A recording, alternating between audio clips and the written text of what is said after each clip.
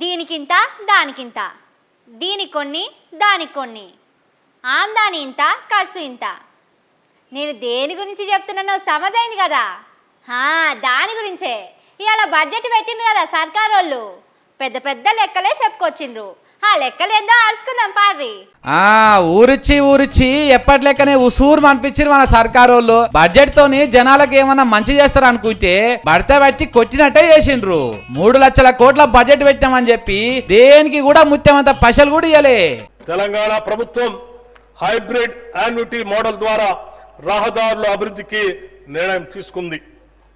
ఈ మోడల్లో 40% ప్రభుత్వ నిధులతో 60% ప్రైవేట్ డెవలపర్ల పెట్టుబడితో రహదారులు అభివృద్ధి చేస్తాం. హ్యామ్ మోడల్లో 2028 వరకు 17,000 కిలోమీటర్ల గ్రామీణ రహదారుల్ని సుమారు 28,000 కోట్ల రూపాయల అంచనా వ్యయంతో అభివృద్ధి చేయాలని లక్ష్యంగా పెట్టుకున్నాం. సారు లెక్కలు పెద్దగానే చెప్పిండు గాని దళిత బంధు ముచ్చటే లేదు. నిరుద్యోగ భృతి దిక్కు నజర్ కూడా పెట్టలే. గొర్రెలకు రూపాయి ఇయ్యలేదు. 6 గ్యారంటీలో అంబుకు పెట్టినట్టే చేసిర్రు. ఇక ఈ ఏడు కూడా 6 గ్యారంటీలు అమలు అయ్యేది లేదన్నట్టే. ఫ్రీ బస్సు పైసలు ఆర్టీసీకి ఇస్తున్నారట, కానీ ఎంత ఇచ్చిండ్రో చెప్తలేరు. ఎన్ని బస్సులు పెంచిండ్రో కూడా చెప్పలే. యాసంగి రైతు భరోసా ఊసేలేదు. రుణమాఫీ కూడా అయిపోయిందట. ఇంకో బాంబు కూడా వేల్చిండు మన బట్టి సారు.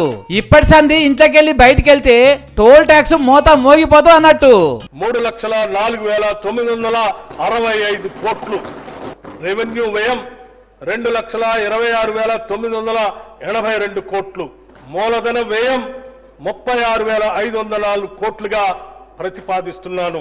2025-26 సంవత్సరపు బడ్జెట్ ప్రతిపాదనలను పరిశీలన, చర్చ మరియు ఆమోదం కోసం ఈ సభకు సమర్పిస్తున్నాను.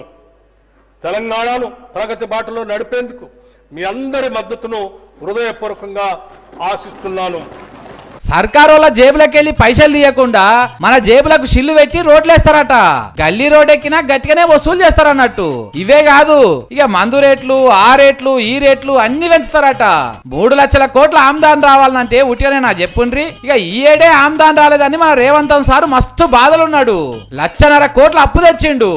మళ్ళో ఏడాది వరకు ఇంకో 2 లక్షల కోట్ల అప్పు తెస్తాడు కావచ్చు అని అందరు మాట్లాడుకుంటున్నారు.